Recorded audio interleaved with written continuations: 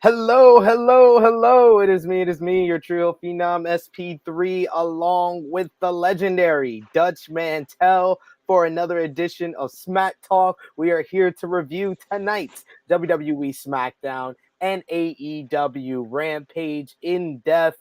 Dutch Mantell, how are you feeling? Oh, I'm good. I'm good.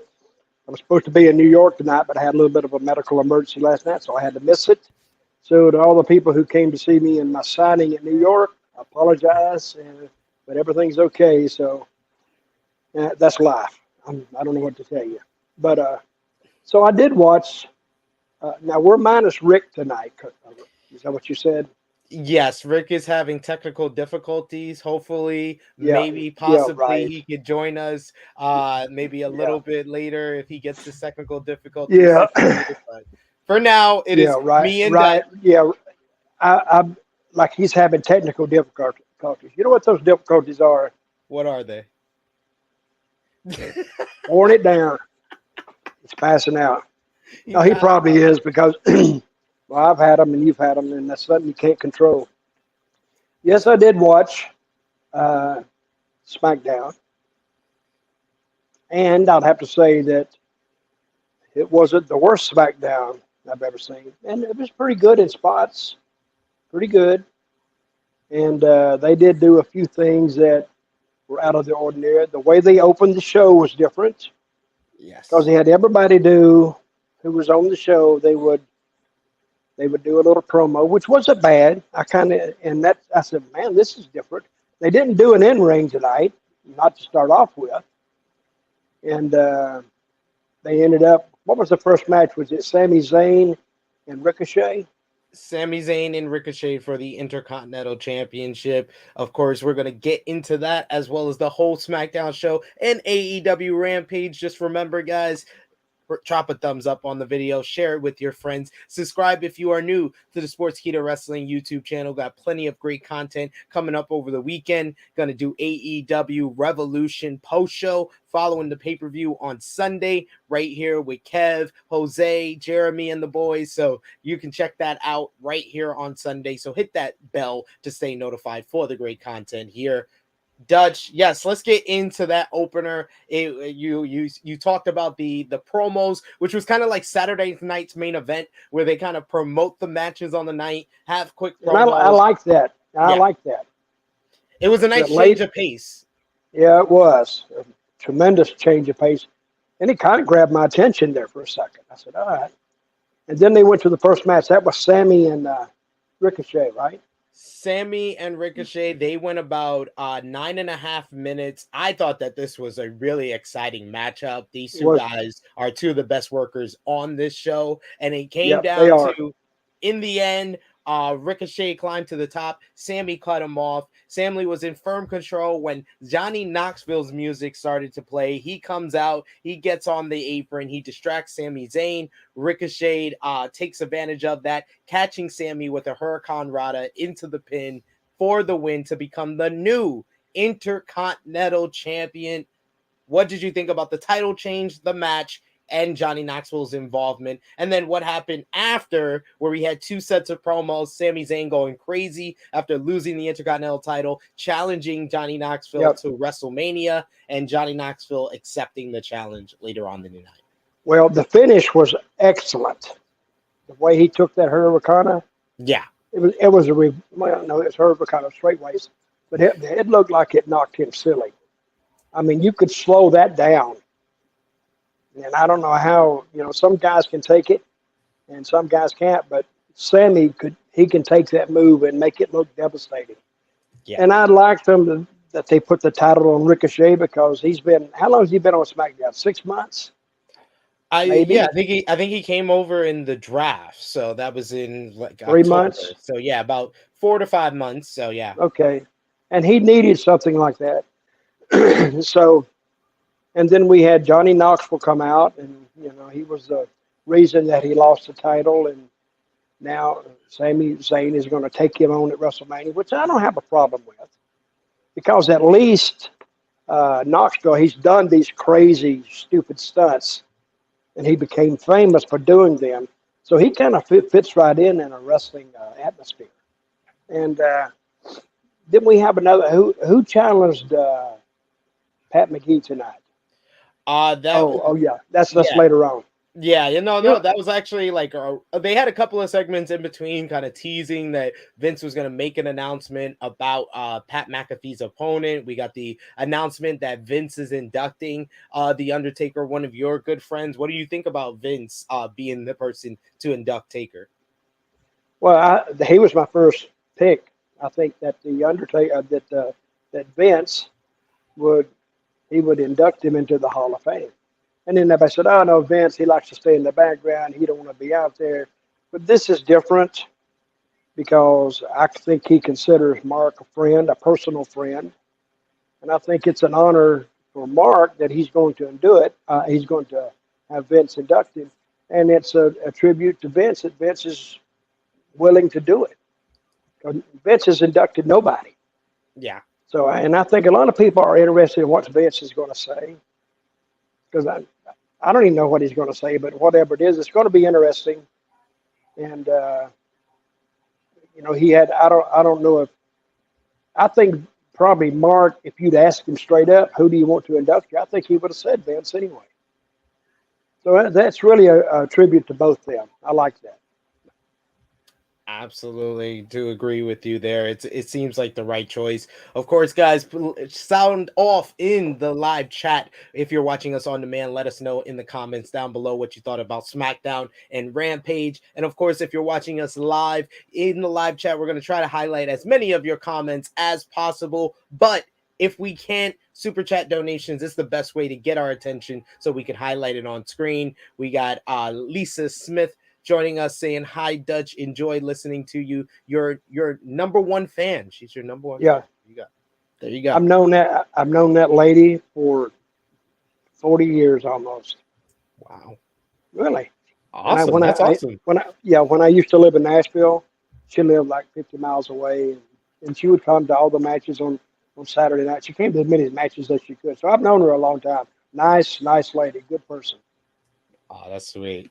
We also got Kenny Biley saying, "Love you guys. You are fantastic." We got DJ Eric who says Rick Ucchino for mayor of Cincinnati. So the Rick fans are still with us. They didn't leave because Rick's not here. There you go. I'd vote for you, Rick.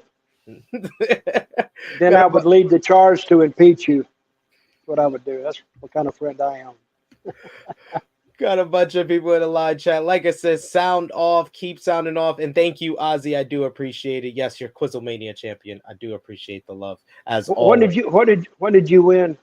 I won the Quizzlemania Championship. It's basically like this big wrestling trivia show that they do on Parts Fun Roan as part of Wrestle Talk with a bunch of like wrestlers as well as like people from wrestling media like myself, and I won the Quizzlemania Championship. I beat. Well, congratulations. I appreciate that, Dutch. I wish I could have been there. I couldn't have helped you because that's one thing I don't. I don't even know wrestling trivia. No, I know other trivia more, but I just don't know wrestling trivia. I don't know why. Just never paid much attention to it. I guess I was too busy doing it to pay attention to it. Makes sense. Makes perfect sense to me. It does. I'm actually watching some of your work on my other channel with where we're watching like 1996 Raw and been seeing you a lot. So we always call you Uncle Zeb. Uncle Zeb's there. So okay, well, Uncle Zeb's there. So let's talk about that Pat McAfee match because he had the big interview with Vince McMahon this week. Were you able to catch the interview, Dutch? No, but it's pretty good, wasn't it? Yeah, it was a very good chat. This was like Vince being as normal as he could have been after all these years and previous sit-down interviews that he's had with the likes of like Bob Costas, where he was very hostile like 20 years ago. He's a very mellow at this point, and it was a cool conversation. But it led to him offering Pat McAfee a match at WrestleMania, and we found out who his opponent was as Austin Theory made his way to the ring and claimed McMahon tricked McAfee yesterday. He said that McMahon wants to see someone shut McAfee's mouth up at WrestleMania.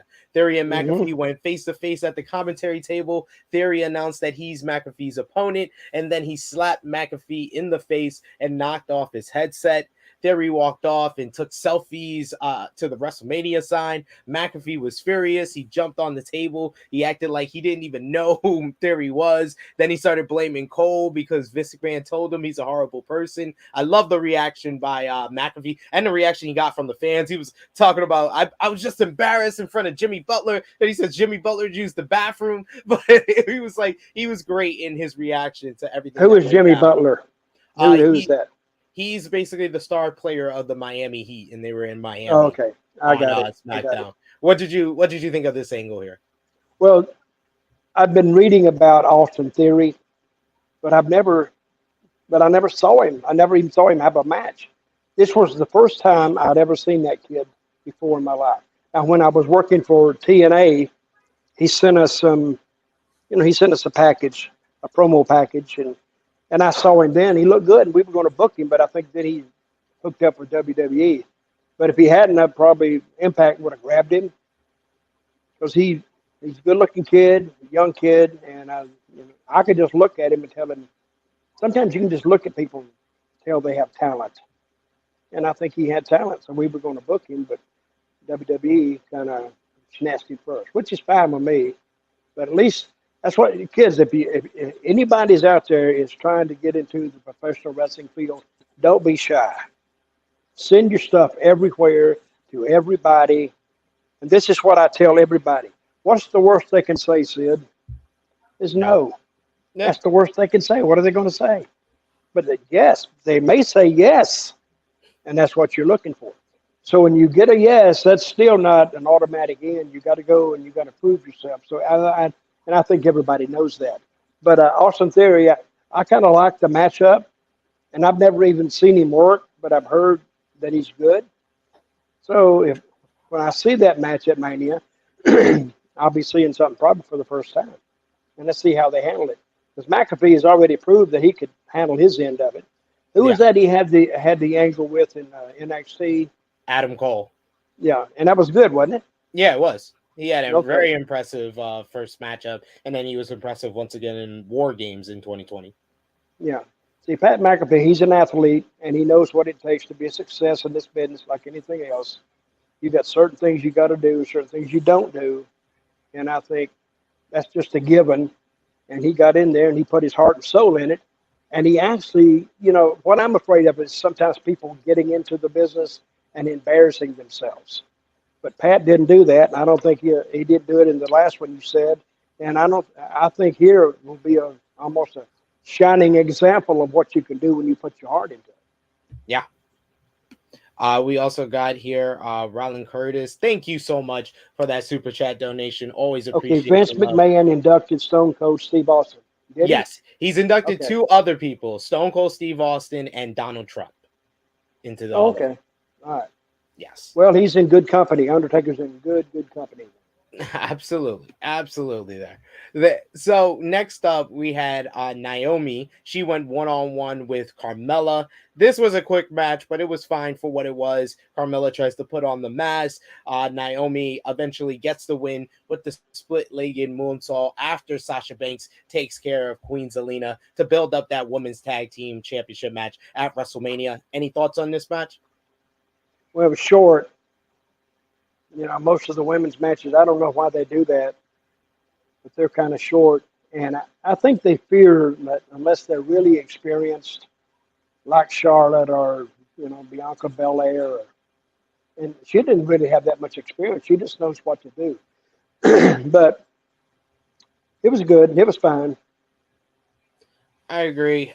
Next, we had just a whole smush of segments concerning Happy Corbin and Drew McIntyre in their build up to WrestleMania. First, we see in the back, it's Happy Corbin, Madcap Moss playing poker with a bunch of their friends. Corbin mocked Moss for having a weak hand. He bragged about his accomplishments at WrestleMania, winning the Andre the Giant Memorial Battle Royal, as well as retiring Kurt Angle. Still can't believe they did that. Corbin made fun of McIntyre, and then Moss did a bad impression of McIntyre, and they watched McIntyre have his match with Jinder Mahal. This one just about 2 minutes. McIntyre gets the win with the Claymore, and then after the match, he's interviewed by Caleb Braxton, and he's not worried about Corbin and Moss. He promised to end Happy Corbin's undefeated streak at WrestleMania. And then we see Corbin, Moss, and friends watching McIntyre's match and interview. Moss tried to make a joke, and Corbin was worried about McIntyre. And then I think it all ended with McIntyre coming in later on and putting the knife to their dartboard as they were playing darts, and runned off Happy Corbin, Madcap Moss, and all their friends. Well, that was a good way to finish it. Yeah. They're throwing darts, and all of a sudden you have this big sword going to the wall. That's the time to end it. And that was that. I got to give it to creative on that one. That was fairly creative, and I liked it. Using now, but he's carrying this sword with him. When is he ever going to use it? Can he use it? Chop off somebody's leg? I don't think he can. I don't think he can use that. Not legally, no. But it is very impressive. It is very impressive. It looks very beautiful for a sword. Next, they recapped the Roman Reigns and Brock Lesnar contract signing from last week. We then had Rick Boogs and Shinsuke Nakamura starting to make their entrance. I believe this was only for Pat McAfee to get on the table and start dancing, only for the Usos to come down and attack Boogs and Nakamura. They beat them down, and then they pose, and then it leads to Roman Reigns making his entrance, and Cole and McAfee were confused and didn't understand the Usos' motivation. I mean, they just beat their top contenders in the Viking Raiders. Do you think we might do Usos versus Nakamura and Boogs at WrestleMania? I mean, they can do anything they want. Yeah. But I don't think Boogs and Nakamura have any kind of heat on them at all. No. They don't even have good heat on them. But neither do the Raiders. So it's, unless they go that three-way, which I hope they don't go, I think people are three-wayed out. Three-way tags, three-ways this, I just don't. It doesn't excite me unless they have a hell of a story and some kind of stipulations that make it more interesting. How many times have we seen the Usos and the Raiders thus far? You said tonight was their first tag? It was their first time in a tag team matchup since this feud started, but they've had a bunch of but how can you really tell sometimes if it's a tag match or not? The other guy's in, the other guy's out, back and forth. You need a program to tell the players apart of what's going on. But I think Boogs and Nakamura against the Usos, it'd be different. But I don't know who would the people cheer for in that one? I think they would cheer for Boogs and Nakamura. I think the entrance is over enough that they would get cheered. We got another super chat donation from Purple Band Sayon. Yes. He says, shout out to Dutch Mantell, a legend in our business, especially for us in the Puerto Rico territory. Well, thank you very much. I think I fought every wrestling fan in Puerto Rico that year down there, personally. So, yeah, they love me down there. I show up every night. I show up every night to the arena and meet the cops. I say, listen, stay close to me tonight. These people don't like me. They say, oh, we know. Okay. So, but I don't know. I don't know who the Usos will go against. I don't really know. It'd be interesting. Anybody on Raw that could go against? I mean, whoever comes out of the three-way on Monday Night Raw this coming week with Seth Rollins and Kevin Owens versus the Alpha Academy versus RK Bro. Could do a champion versus champion there.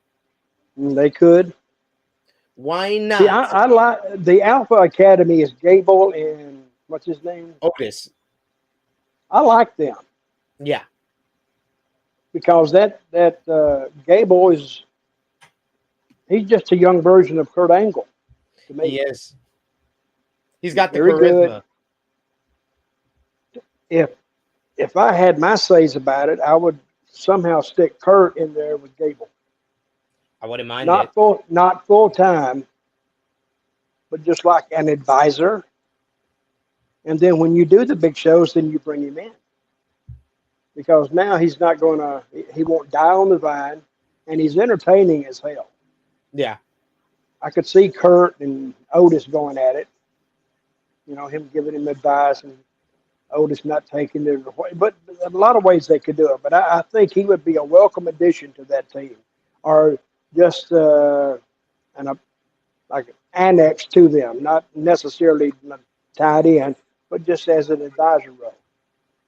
I feel So you, yeah. if that happens, you know where they got the idea. They got it from me. I don't ask for some royalties. You know, creative watches Smack Talk. They want to hear the advice of Dutch Mantell. Of course, I want to hear my own advice. So Roman Reigns comes down after Usos beat down Boogs and Nakamura. He comes down to the ring. Cole and McAfee understood that Reigns was ready to talk.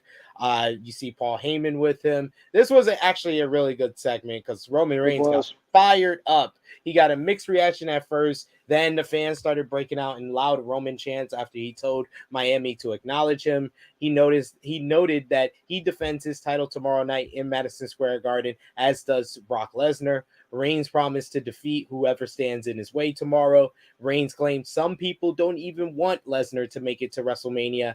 He added that he wants Lesnar to make it to Dallas to hand him the WWE title, and Reigns wondered if he should give the fans a spoiler tonight. He said he did it last year ahead of WrestleMania 37, said that he was going to stack them and beat them. And then he says he promises at WrestleMania 38, he will beat Brock Lesnar, hold the Universal and WWE titles over his head as $5 million worth of fireworks goes off. And he guarantees Lesnar will acknowledge me. He was just out of his mind at the end. Great stuff. No, that was good. It's the first time we really seen him show the emotion. Yes. And it got over. Yeah. Because now I think he showed so much. Now, if he gets, they can say he's becoming unhinged. He's showing that the pressure is getting to him. Okay, the match in Madison Square Garden, is it title versus title or no? No, they each have title matches. Okay, who's Roman? Okay, Roman is facing Brock in Madison Square Garden or no? No, Brock is versus someone, Roman's versus someone. I see, but not straight up. No. Okay. That got me confused right there. Yeah, Roman's interview tonight, he got a little more emotional, a little more fired up. The crowd got fired up. First time I've seen him that way, and I'm sure the crowd too. But he was good like that. And he got out of that laid back, complacent mode that he's usually in. He showed some fire, and the people liked it. I liked it. Yeah, it was a nice little change, but it really kind of continued on from last week's promo where he kind of went off saying it's my camera, it's my ring. So yeah, he did go off. So it's going in stages. So it was good. Yeah, good story progression here.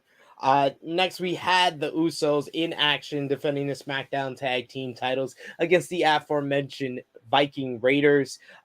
This match started off slow, and then it really became like a good, hard-hitting, fast-paced matchup with the teams kind of going back and forth. We got some really good near falls towards the end with the Usos looking like they were going to get the victory. Then I think it was Eric. Yeah, Eric reversing the pinfall attempt for a near fall himself. In the end, it was the Usos who hit the 1D on Eric to retain the SmackDown Tag Team Championships. What did you think about this match? Good match. Because these guys work well together, and they didn't miss anything. Nothing was out of kilter, out of balance, out of sync. Yeah. And I'm surprised that the Usos, that they're as good as they are. because they more or less had to, when they got there, they were nowhere this good. But No. I guess, through advice from the agents or advice from, like guys backstage, they got better and they got better. Now they're at the point where they don't even have to call stuff anymore. I mean, they can call stuff in the back, but when they're in the ring, they don't call stuff. You don't ever see them trying to whisper something to somebody No. because they've worked together so many times. They know what's coming. And even they can change it in the middle of it, and the guy knows what's going on. That's why you don't see a lot of mess ups, like obvious mess ups. You see it, everybody's going to mess up sometime, but I haven't seen the Usos mess up. I mean, even be out of step, which means they've taken this craft and they've worked it and they've perfected it and it works for them. And they make whoever's working with them better. And that's what the secret of tag team wrestling is. You have to take your opponents and bring them to your level so they look like they belong. And the Raiders look like they belong in that ring. And the Raiders, when I first saw them, I said, I don't know. If those guys move, that one guy weighs 350 pounds, he has to. Yeah. And he's doing all kind of stuff that you don't see guys at 350 pounds doing.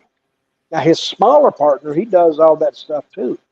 Yeah. But his bigger partner, when he's getting on the top rope and coming off, and he's doing that, the belly dive, and That was a good near fall too. I do like their finish when they pick him up, and then I don't even know how they do it.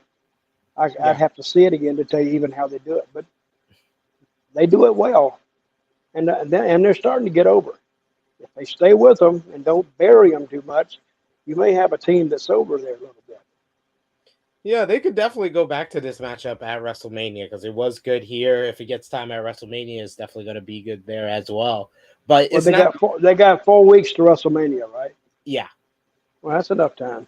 Way more than enough time. But it's not the only tag team feud we saw here tonight. We saw a singles match, but it's more of a tag team feud with Big E with Kofi Kingston versus Sheamus with Ridge Holland that didn't even end up being a matchup. It turned into a whole angle where the New Day showed up driving around on Big E's ATV that he got for his birthday last week from Kofi Kingston. They drove it down to the ring. They recapped Sheamus and Holland confronting New Day last week, and then Big E and Sheamus faced off. Kofi jumped on the ATV and started playing New Day Rocks on the horn, and Holland grabbed a chair, hit Kofi from behind with it. He then attacked the ATV with the chair while Sheamus jumped Big E in the ring, and the heels drove off with the ATV. During the commercial break, Sheamus and Holland destroyed the ATV with sledgehammers in the parking lot. And Cole stressed that Kingston brought the ATV for a Big E as a birthday gift. Those Irish bastards. Just got to go and beat something up. They're just thugs. It's all they are. Thugs.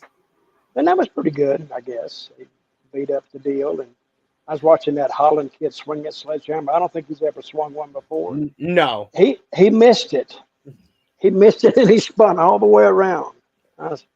It looks like Sheamus has used a sledgehammer a little bit, but I don't think the other kids ever used one. No, it did not. But the point got over. We're not going for sledgehammer style here. We're going, and they destroyed the little vehicle they were coming in on. I thought that little vehicle thing was getting over. Now they go ahead and how long has it been in use? 3 weeks? 2 weeks. It came in last week. Okay. No. 2 weeks, and then you beat it up already. I was like, you could have got it over a little bit before you did this. Yeah, because I don't think the people are attached to that ATV yet. If they was attached to it a little bit more, it'd make it the heels a little more evil, I think. But no, they had to go ahead and get rid of it right away. Everything outside of like what Roman Reigns is doing, what Charlotte is doing, and Sonya Deville and Sonya Deville and Naomi was, they do everything on like microwave booking where you would think that they would draw this out to get the ATV over. No, they introduced it last week. They destroyed it this week. That's just how it works. What do we have next? What was the in-ring? I was missing part of it because I had some stuff going on. Hmm. What was the in ring they had? Did they have an in ring at the top of the hour? No, that we're at to the main event of the show. We the only in ring really was the Austin Theory stuff, Austin Theory and Pat McAfee stuff. We had the main event, Mm-hmm. which was Ronda Rousey versus Sonya Deville.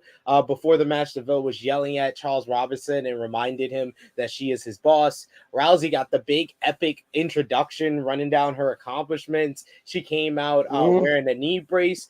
SmackDown Women's Champion Charlotte Flair came down and joined commentary. However, she distracted Rousey before sitting down. Deville took advantage of that, hitting a chop block on Rousey's injured knee. And the fans were Mm-hmm. really behind Rousey. They rooted her Yeah, on they were. as she sold loud Ronda chants. She made her comeback with like judo throws. She hit the Piper's Pit and then locked on the armbar. After the match, Rousey challenged Flair to get in the ring. Flair got in the ring, but Rousey locked instead because the whole match, Flair was creating this narrative that Ronda is a one-trick pony, that she can only beat people with the armbar. So when Mm-hmm. it's like Rousey hurt her at commentator because Flair got in the ring and Rousey took her down, puts her in the ankle lock, and makes Charlotte tap out that way. And Flair claimed all of that was totally debunked by what Rousey did to end the show. This was a great piece of business to just put over Rousey and highlight her in a major way ahead of WrestleMania. But what did you think, Dutch?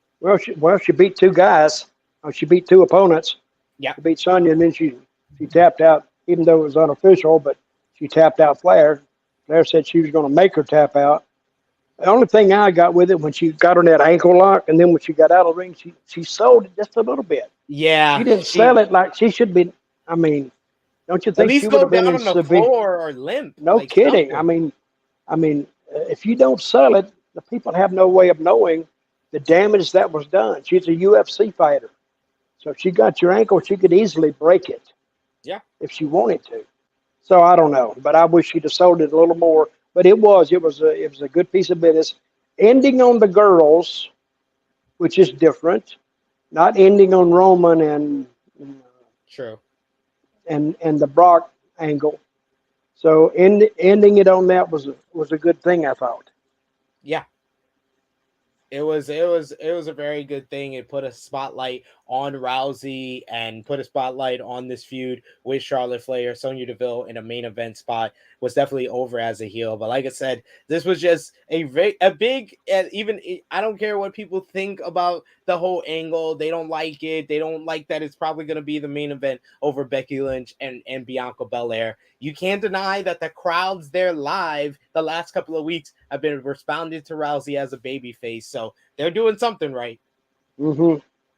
Well,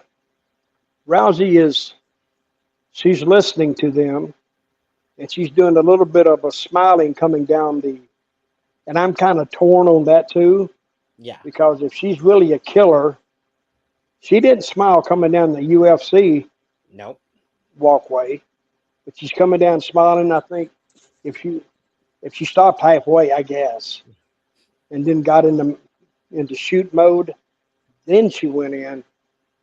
But I don't know. Who knows what works? But I do know that she is getting over it, and she's not a great talker. They don't, No. but they give her good points to make. Make these points and get out is all she has to do. So, but I thought it was a good match, and I think Ronda she's really over. And I think now, how long is she going to stay around? She's supposed to be doing a year run again. So Really? yeah. Well, good. So she's good for it. I think the girls division of the top 6 or 7 girls they got, they're better than the guys division. I think. I mean, they got Flair and they got Bianca and they got Ronda and they got who else they got? What's it Becky, going to Sasha Sasha. and Bailey's coming back Mm-hmm. and not Carmella. Who's the other? Liv Morgan. I like that girl. I don't know what it is about her, but I like that girl. And you know who I even like? That Selena Vega. Selena Vega. Is that Yeah. her name?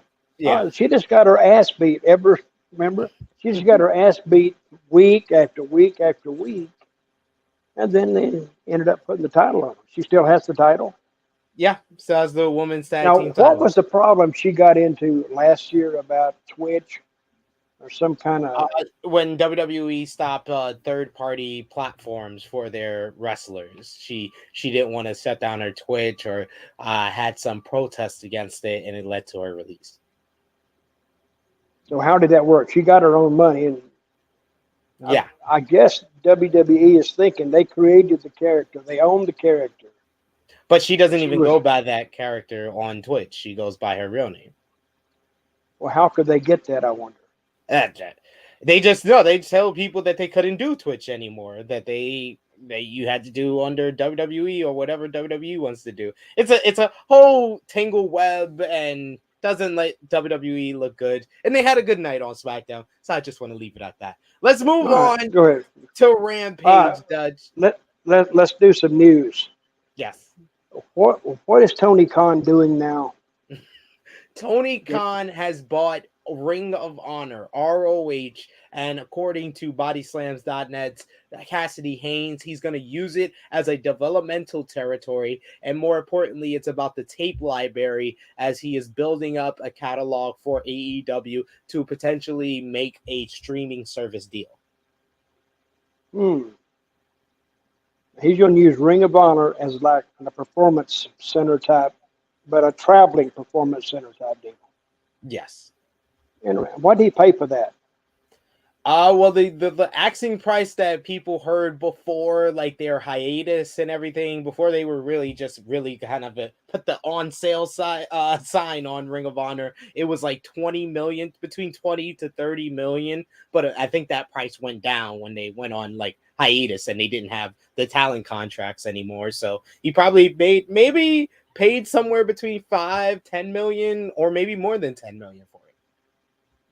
Well, if it's down in that range, I could see it. The 20 million, I don't see what they would be paying 20 million for, really, because that tape library may be worth that one day.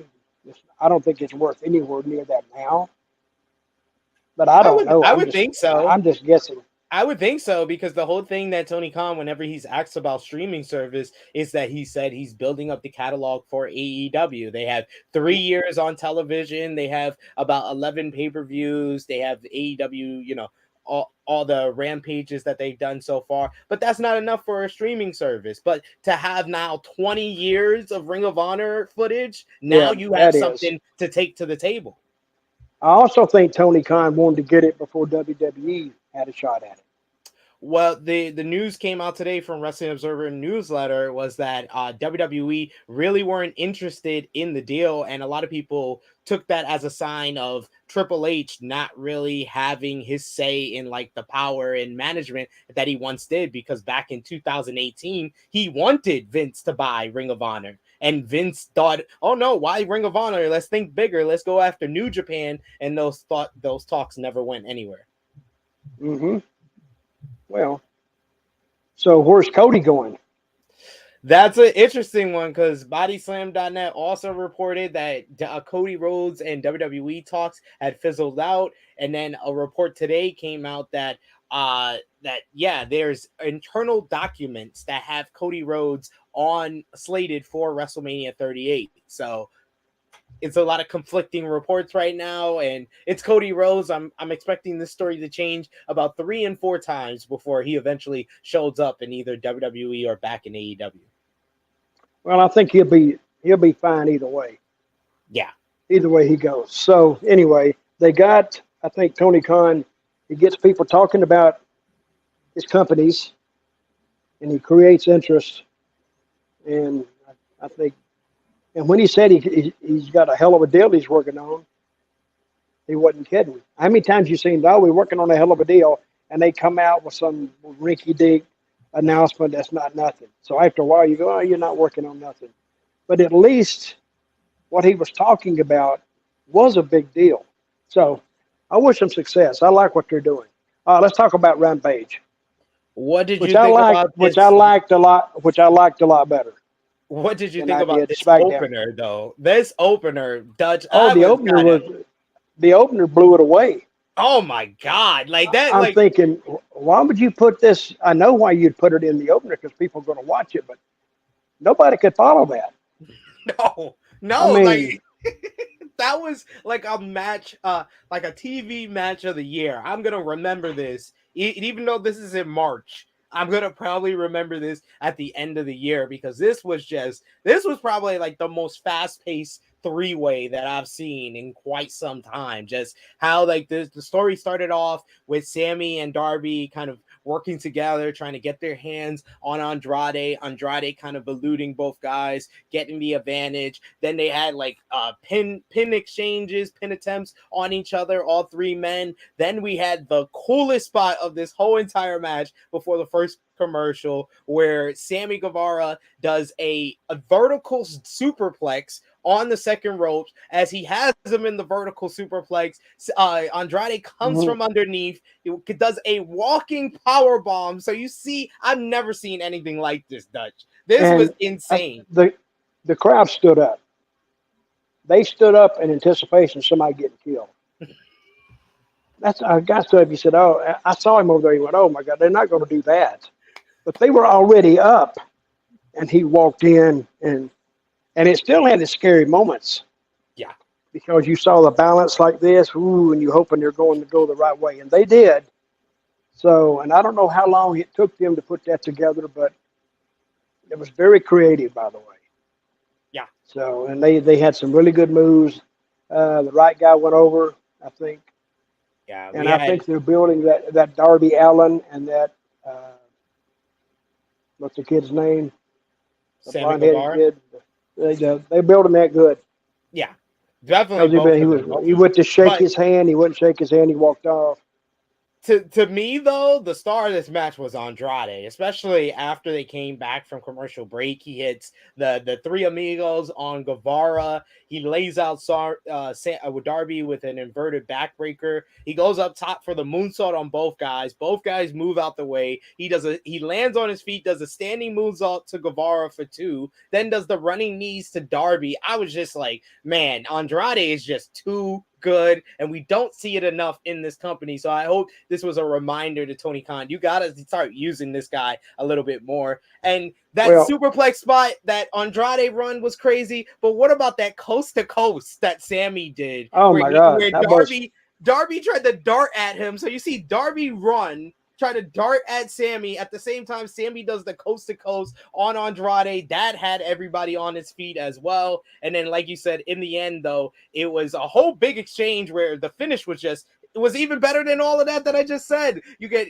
Darby hits the flip stunner on Andrade before then Guevara hits the GTH on Andrade, takes Darby out of the ring. Darby then takes Guevara out of the ring. He hits the coffin drop on Andrade. He gets a 1-2, and then the Guevara hits a senton on Darby and gets the pinfall on Andrade. This was insane. it was. Now I usually don't vote match of the year, but this has to be TV match of the year Yeah. because it didn't start, it didn't stop, and it had logic to it. A lot of these matches don't have logic to them. They just doing stuff to be doing them. But I did like the Andrade rolling out of the ring because it looked like those two guys going to team up on him, and he said, "No, you're not Yeah. going to do that." He rolls out, then they chase him around, and that was making sense because now he's protecting his territory. They're trying to, they, they're both going to double team him. That made sense. And the rest, then they laid him out for a while, and they done their good stuff, and then he come back in. That was a very, very good match and well laid out. Now, I don't know how well an agent can lay these matches out, but I don't think an agent did that match. I think they did. Yeah. That was their match. They probably run it by the agent later, but I think even if you run that by the agent later, he gets lost because you don't know how the fans are going to react to it. But those guys know because they've done it, and they know the fans or their caliber of fans, and so they know what they're going to buy. So they put it together and they did it well. How long has that Darby kid been working? If he'd Uh, gained 20 pounds, he'd be a lot better off. He's gonna get hurt. He's so skinny. He has nothing to pad him up a little bit. I think he Where's he started from? he's from Seattle, the Washington area. Yeah, I think he started working like 2016, 2015, maybe. Mm-hmm. So yeah, Yeah, well, I only wonder like what he weighed then. 120. He's probably gained 40 pounds. Now he's up to 160. He's he's probably going to go on a diet. But no, they did have a good match. They did. I Okay, love who this. was on second? Who was on second? Was that Keith Lee? Or is he on third? Believe Keith Lee was the second match, but next we had Alex Abrahantes cut a promo with Death Triangle, flanked by Pac and Penta Yeah, Ascaro. yeah.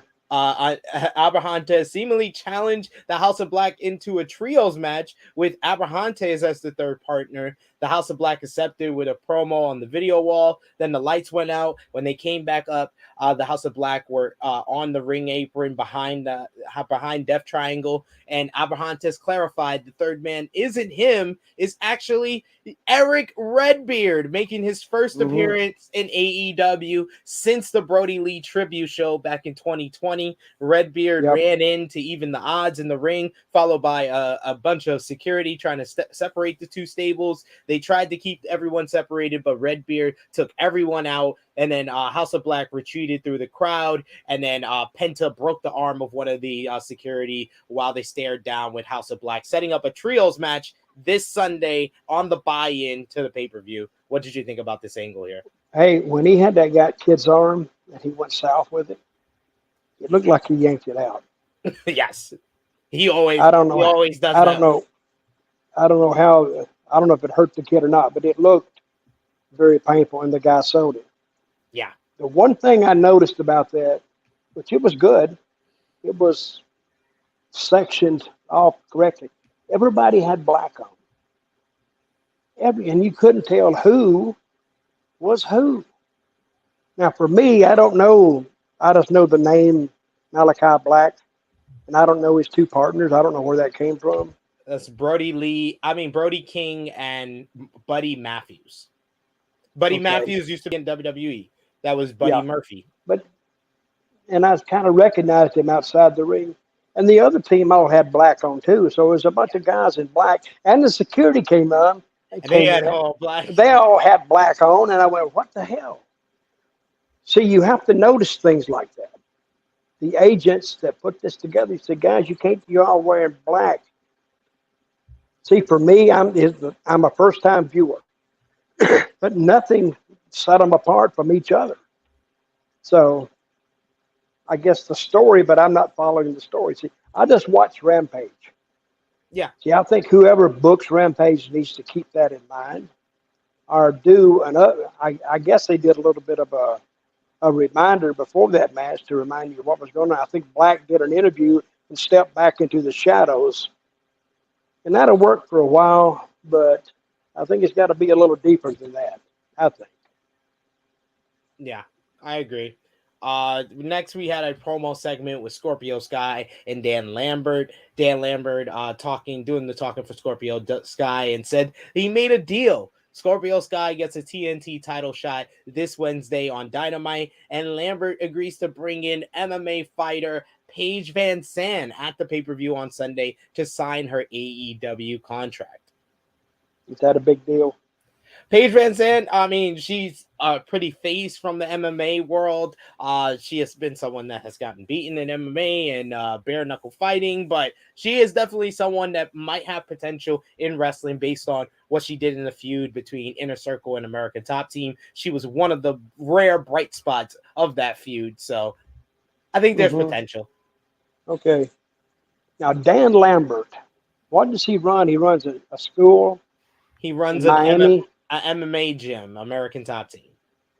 Yeah, TNA had him for a while, and I never understood how he really fit in. He didn't. I don't think he fit in TNA that well. He's not a bad talker, but he's not a good talker either. Because I'm not aware of what he's got. I think they should do. If you want that guy to mean something, you got to go more in depth with him and his connections in that world. And I guess the announcers have tried to cover it, I don't know. Hell, if I'm in TNA and I didn't get it, and I was on creative, I don't know how the fans get it. So, but it is what it is. So that kid that he's with him, Scorpio, Scorpio Sky. he's undefeated in 364 days, Yes. and the pay-per-view is tomorrow. Is The he on the pay-per-view's on pay-per-view? Sunday. No, he's not on the pay-per-view. So he'll go a year without getting beaten. 364, 365 days. Okay. Yep. Well, Yep. so In singles action, because he was on the losing end at Full Gear in the 5-on-5 tag, but they don't bring that up. Next we had your boy, the one you've been talking about, Keith Lee, and I love the introduction for him by Justin Roberts, saying that he is limitless. Keith Lee in the introduction. That was a nice little touch there. This was a big old hoss fight, big meaty men slapping meat. Literally, it was chop battles back and forth. We got a pounce by Keith Lee taking JD Drake out to the outside. JD Drake hit a cannonball in the corner, and then he followed up with a moonsault, but only got a 1 count. Drake came off the top ropes with a crossbody, but Lee caught this big man, did like a deadlift with him, a squat with him, and then did the Big Bang Catastrophe. This was all just an impressive showing for Keith Lee after the match. Drake's stables mates, the wingman came down, and Keith Lee destroys everybody, including Cesar Bononi with a power bomb. He tosses Peter Avalon onto the rest who were of the guys wingmen. who were the guys that came in? That was the wingmen. That was Ryan Nemeth, Peter Avalon, and Cesar Bononi. Mm-hmm. And he destroyed all of them. And He did. It looked like Ricky Starks and Powerhouse Hobbs would join in, but Orange Cassidy's music hit to distract them and end the segment to build up for the Face of the Revolution ladder match. What did you think about the match here? And what did you think about Keith Lee on Rampage for the first time? I didn't much like it because he didn't look like a star. He should have looked more like a star. And I don't know how you make him look more like a star. I think they pitted him against, he's a big guy. But I think since he gave that guy the bill the week before and almost threw him out of the ring, I think you need to stay with the smaller guys. See, the bigger guy slowed him down. Yeah. I mean, he's not going to get fast anyway. But I think you got to play to Keith Lee's strengths. And he was trying to help. And I admire him for trying to make the guy look credible. But he didn't make him look credible. It made him look like, I think he hurt himself worse than you. The guy that got beat, they're not trying to make him. No. They want to make him look a little more credible, but I don't think he knew how to do it. I really don't. And I think it come off as like one of those matches like, And that's what you don't want. Yeah. You'd rather, after you saw that great first match, and then you saw that other stuff in the middle, you're okay, you're still hyped. And then Keith Lee comes in, and then he just drags you. He drags momentum. He just slows it down. Doesn't necessarily make it a bad show, but I think they should have done a little more work on that one. I could understand where you're coming from. I did like the match, but I can see where you ought to say, Sid. You ought to say, "Shut the f up, Doug. What the hell do you know?" No, you want to see Keith Lee toss some people around, and I'm okay with that because I like to see that as well. But you can't take a monster and all of a sudden make him mortal. Yeah. See, I mean, you either go one way with him or you don't go. And pick 2 guys for him and let him just beat the crap out of him. So you got to make him tough first. But here he was selling, I don't know, he sold a few things or something. If it gets you in the eye, that's one thing. I don't know what he was selling, but the momentum of the show kind of dropped. That's what I'm saying. Yeah. See, who was putting that show together, you knew that first one was going to be a barn burner. You knew it.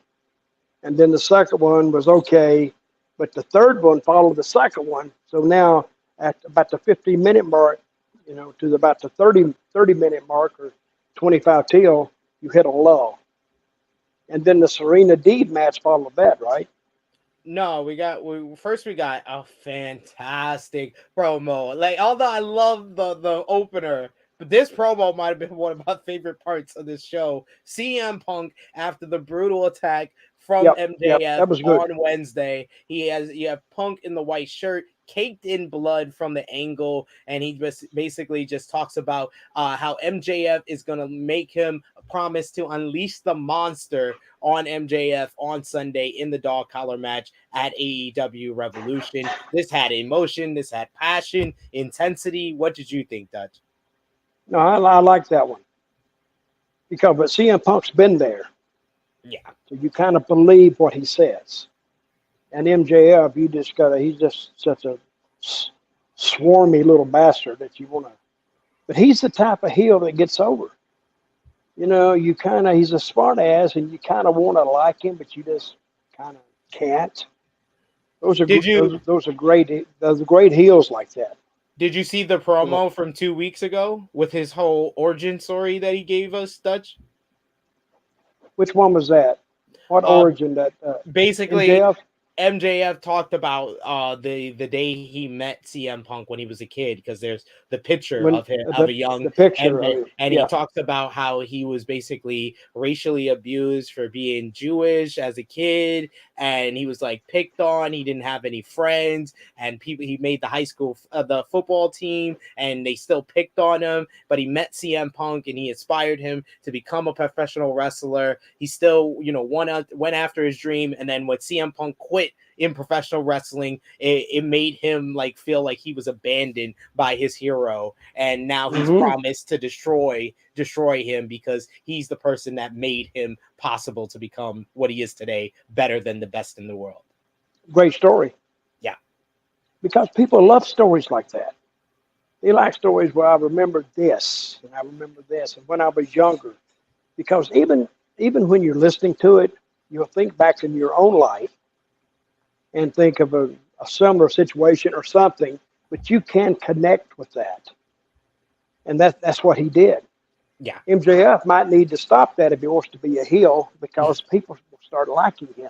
No, but he did it in a great way where he used what Punk did to gaslight him. And Punk brought that up this week, where he did bring it up. Was the villain origin story. This week was the hero who was a villain before, but is trying to be a changed man. And he talked about his past, a lot of stuff that you were there for, Dutch. He talked about pouring ashes of a deceased manager on a wrestler. He talked about back in ROH when he poured liquor down an alcoholic's throat in Raven. He talked about basically making fun of an addict for his addictions until he left the company in Jeff Hardy in WWE. So he was like, I've been where you've been. I've done a lot of the things you've done. But he was like, I look in the mirror every day and I ask myself, am I the good guy? And he said, I woke up this morning and I said, I am trying. And he extended his hand to MJF.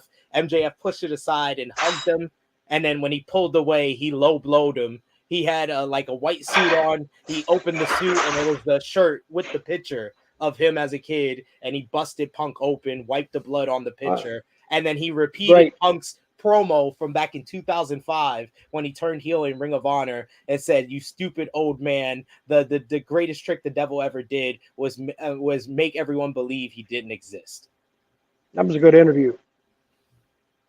And why didn't I see that? They did it on the Wednesday night show, didn't they? Yeah. Didn't they do it 2 nights ago? They should have showed it here. It was so good. They should have here. Yeah. They should have. Because that's storytelling. Now it's following a linear progression of things happening, and now you understand why they're happening.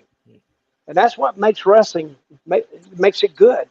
Yeah. Because now they got actual incidents, actual statements that they can look back on, and the video people can pull them out to enhance the story. That's a good story. That's a very, very good story. And that picture, when he was a kid signing it all comes from there, when he was a little kid. So, absolutely, good story. It is great stuff. But on this episode of Rampage, you had Tony Schiavone interviewing Jay Cargill and Smart Mark Sterling. Sterling bragged about putting in the contract that Cargill couldn't be touched until 48 hours before the match. And since Friday I is didn't less get than that. 48 hours. Okay, I got the girls confused. Yeah. Hell, I'm like a first-time fan. So the girl that walked up couldn't touch her. No, the one that kicked her in the face couldn't touch her until 48 hours before the show, which is on Sunday. Friday is 48 hours, so kicked them in the face. I like commentary pointing out that Smart Mark Sterling is a bad lawyer. Well, but so the girl that you couldn't touch her didn't touch her. Is that right or not? No. She did touch her because it's 48 hours before the show. She couldn't touch her until 48 hours before the match. And the Friday was 48 hours. It was on Dynamite on Wednesday. They had like a promo segment, and Jay Cargill was like talking trash to her, and she couldn't touch her. Like Anna Jay, the one that walked up to her, was holding her back because she couldn't touch her due to the contract. Mm-hmm.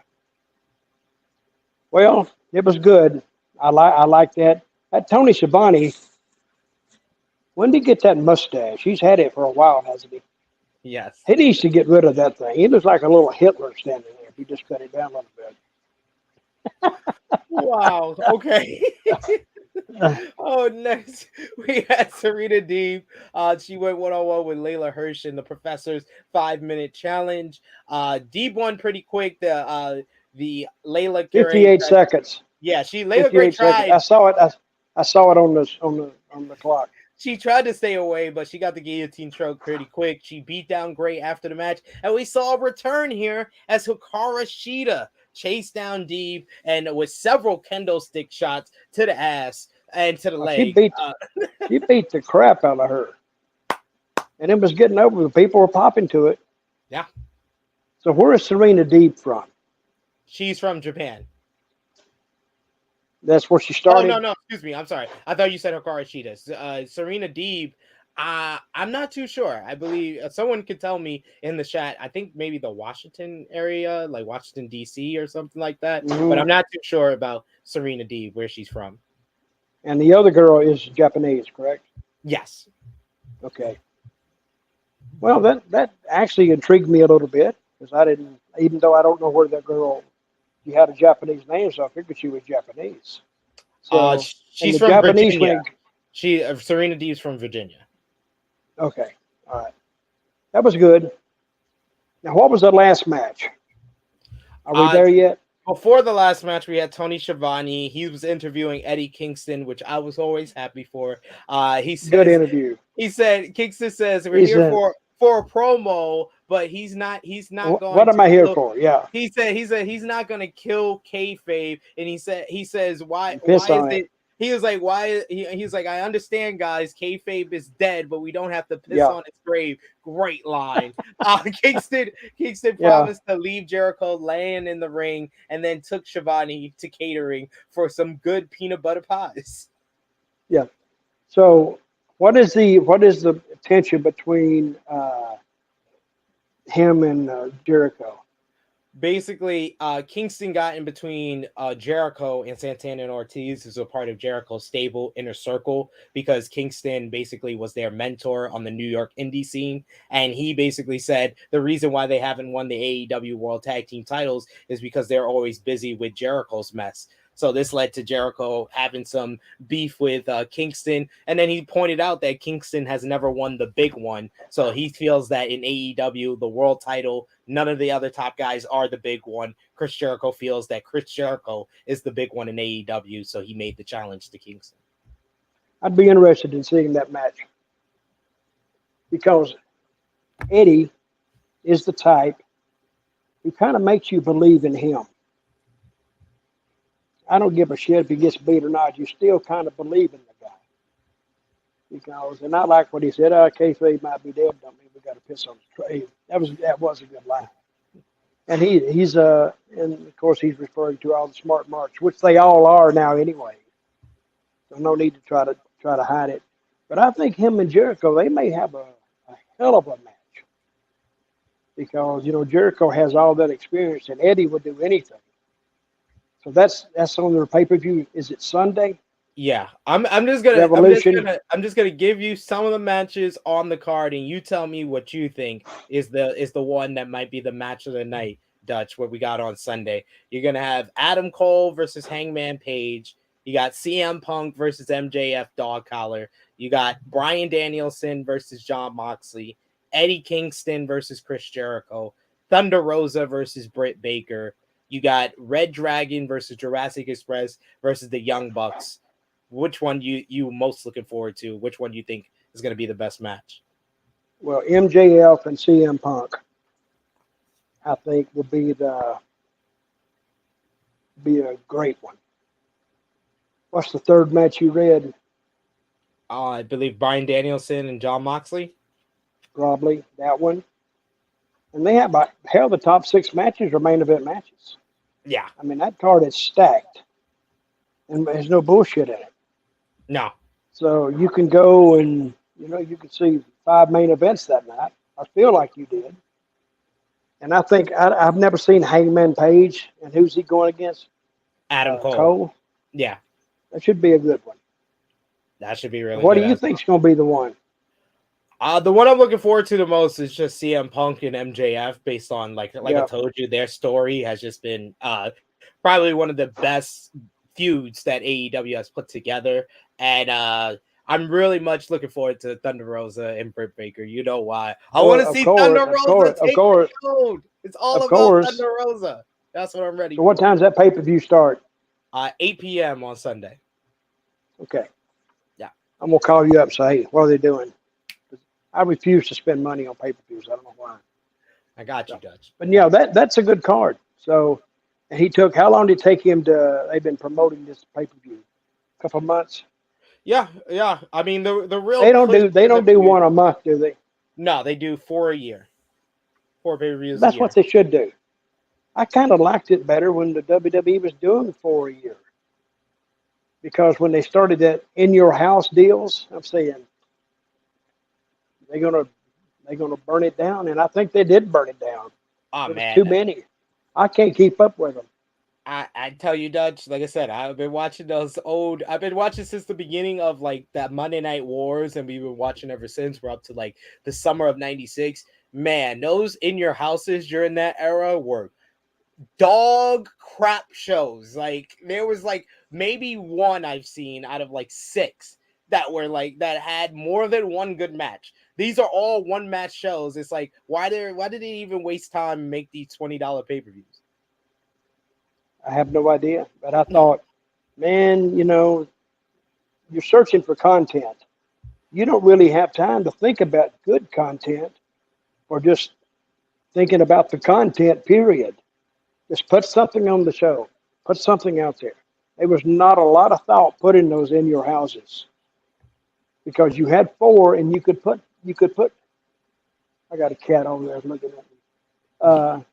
You could put thought into SummerSlams and WrestleManias and all that, but one a month, you couldn't do it. See, I was talking to a guy today about TNA pay-per-views. They did, I guess that we did one a month, but a lot of time we weren't looking for the greatest pay-per-view, but we were just looking to fill the slots. You got to fill 3 hours or something. And I'm saying booking a territory is like being a coach on a football team. You can go out there and you're expected to run away with this game, and then you could get beat. Or you prepared for it or thought you did, but no, you didn't prepare well enough because it flopped. Now you've seen a lot of pay-per-views flop. So what do? You can't read the reviews. Oh, that sucks, and the creative team they're idiots and all this. You can't do that. You just got to go. Well, okay, guys, let's start it all over again and keep going. Because you can't. I've seen guys read that stuff and take it personally. I said they're fans. They're like football fans. I mean, creative team members are like football coaches. They get hired to get fired, and you go as long as you can. But you'll burn out long before you get fired. You'll burn it.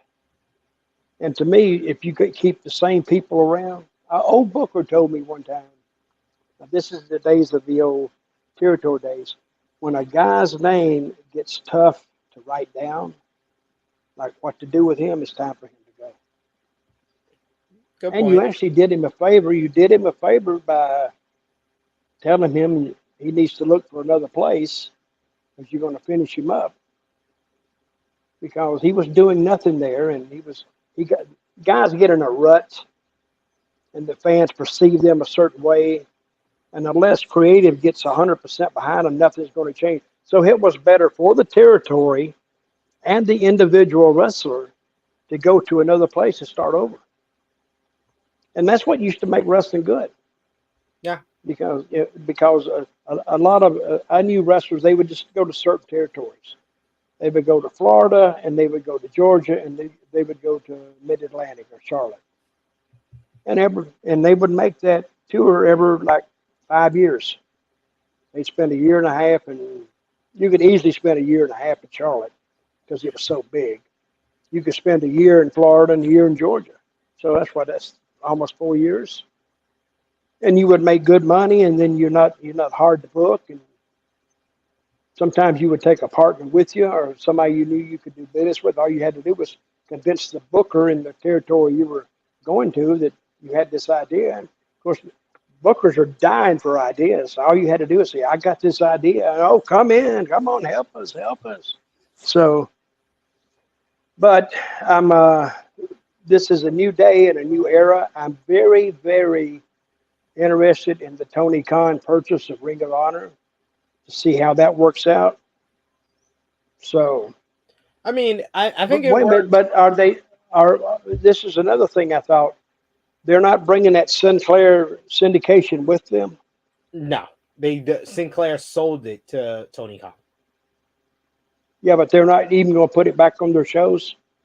I don't know that hasn't been specified as of yet. I do know that Tony Khan said, as far as like the tape library, he is going to be shopping it immediately to get it available on a streaming service for fans. But I would just assume that because he said he's going to be like a developmental, a lot of people are making the comparison to the OG, the black and gold NXT.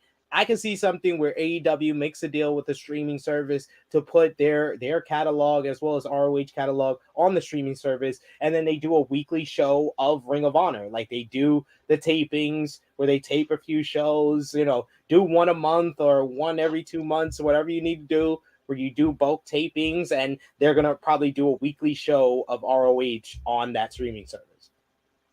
Would you do 1 hour or 2 hours?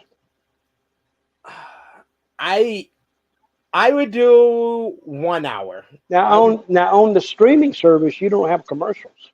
That's true. So I would do 1 hour. And this is very much one of the issues that people had with AEW is they have a bloated roster. Like you just said, there's a lot of guys and their depth is ridiculous. They're not using.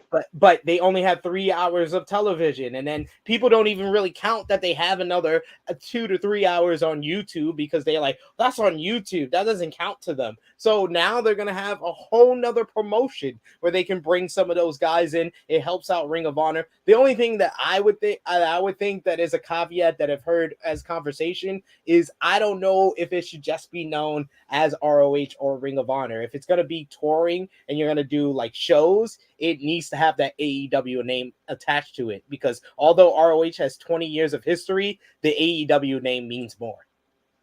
Mm-hmm. So I think AEW and Ring of Honor was started by what's his name? It was Rob Feinstein and Gabe Sapolsky. Yep, that was it. Yep. And then the Gabe guy went to Florida and opened up. What was the name of that? Well, he started working with WWE. He started the Evolve promotion back in like Evolve. 2009, 2010. Yeah. Yeah, I met him. I've only met him one time. Nice enough guy. So. Yeah. But anybody gets in the wrestling business, good luck. God bless. You know how you make $1 million in the wrestling business? How you do that? Start with $2 million. Sounds good. We got to talk about. You end up with $1 million. Go ahead. We got to talk about the Rampage main event. Before the main event, we of course had our Mark Henry main event promo. Ethan Page was a little bitter that both him and Christian Cage debuted at last year's Revolution, but only Cage was promoted as a Hall of Fame talent. Yeah, Cage promised that if Scorpio Sky won the TNT Championship on Wednesday, he would be waiting in the wings to make Sky a transitional champion. They had their match. A good chunk of it happened during the split screen, but what we saw was really good action. In the end, Christian reversed the Eagle's Edge into the kill switch to get the victory. After the match, Jungle Boy and Luchasaurus came down to celebrate with Cage. The Young Bucks and Red Dragon came down to taunt the champions. From the floor, O'Reilly and Matt Jackson managed to nab each one of the tag team titles until Luchasaurus grabbed them back. And then Jungle Boy did a dive onto all four men to give us a little angle for the tag team titles before Revolution. So what did you think about the main event and the show overall for Rampage here? Well, I don't have to watch the main event. I just had you describe it to me. Because if you like it, I said, well, I like it too. Actually, what I do toward the end of the show, I never catch the finish because I have to get in here and get this ready because I'm not like you. I can't set it up in like 90 seconds. I got to go in here and do this and figure it in. So I'm always, since I was late all those times, so now I come in here and I get ready so I won't be late. But so you think it set up something? Well, we got the tag team title match on Sunday of Red Dragon, Jurassic Express, and the Young Bucks. So it was just like a nice little angle to remind fans that they have their match on Sunday. Christian wins his way into the Face of the Revolution ladder match. And that was the best move because Christian is an expert at putting together ladder matches, and you have a whole bunch of guys that aren't like ladder match experts like Christian, so he can kind of just use the tools that are already in this match and be like, you do this, you're going to do this is how we set up this. He's the perfect person to be in this match with the people that's already there. I hated ladder matches. Why? I hated to leave my feet, tell you the truth, because you're in the air and I don't know, they pushed me up. I used to be forced in a ladder match, and I would just beg. I'd actually make a scene. Please, I don't want to do it. No, we'll keep you down. You know. One time they put me on a scaffold in Memphis at the Mid-South. It was about 20 feet in the air, no kidding. And I'm afraid of heights anyway. Yikes. I got on top of that scaffold, and I looked across. I was looking into the upper deck of the Mid-South. Damn. Then I was in there with Bill Dundee, and he was dancing around, and I said, don't do it. And it was shaking, and I couldn't wait to get off that thing. I couldn't wait to fall off. I'll tell you who you won't get on a scaffold match again is Jim Cornette. Oh, no, he's scared of that. Did you see that when he broke his leg? Yeah, I did. That was crazy. I was there that night, and he was screaming. I felt sorry for him, but man, to me, I'm thinking when I was on that scaffold, the Occupational Safety and Hazard Board or Association, it's for dangerous jobs. And I'm thinking, I'm up here like a circus performer. Where is OSHA when you need them? I mean, they could went out to say, no, we're not having this. And I would agree with them. And, you get to thinking, where did some of these crazy-ass matches come from?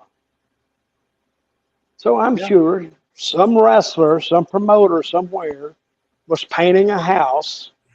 He said, hey, think we could have a ladder match? We could just take two poles and string the belt between them, and we both go up this ladder. That's how it started. It's a simple thought. And that's what they did. Then the dog collar match, same deal. We'll have that.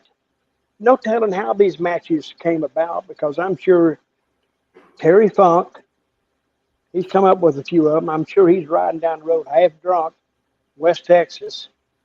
Him and Dory saying, hey, what about if we had this match here, the dog collar match or something? And this crazy, crazy matches. Okay, I was reading the other day about New Jack and Vic Grimes. Oh. You never remember that? never saw that? I've seen it before, Okay. but I was reading about. See, there used to be a guy here in Tennessee named Gypsy Joe, Yes. who was a tough son of a gun. And they had some independent match. There's nobody there, maybe less than 100 people. But New Jack went out and just beat him up, Beat and the still hell out didn't of that knock him. old man. He still didn't knock him out. No. But if that had been 20 years ago, I think he'd have been all over New Jack. He may have pulled his eyeballs out. That's how mean he was. But I hated to see that because Gypsy Joe kind of broke me in, and he was tough then. He beat the crap out of you. He wouldn't hurt you or nothing. But I was reminded while I was reading it, the Wikipedia page. That's what I read. And then they had the video of him throwing Vic Grimes off. Yes. And he said he tried to kill him. Yes. I mean, that's what you got to watch with this. I mean, this wrestling. The guy can offer you, say, $10,000 to do this match. Don't mind if you don't make it.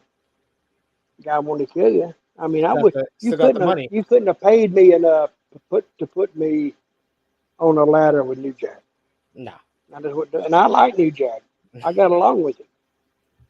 So, but you just couldn't do it. It's damn wonder the guy didn't die anyway. He just happened to hit the top ropes, right? Yes. He could have fell out of the ring completely and died. That's what New Jack was aiming for. So, okay, let's say he died and they had a trial. They could have brought up charges of murder on him, right? You think they would have got it? more than likely, but I don't know how much money you're going to get from New Jack at that point in his life. No, I'm not saying that. No,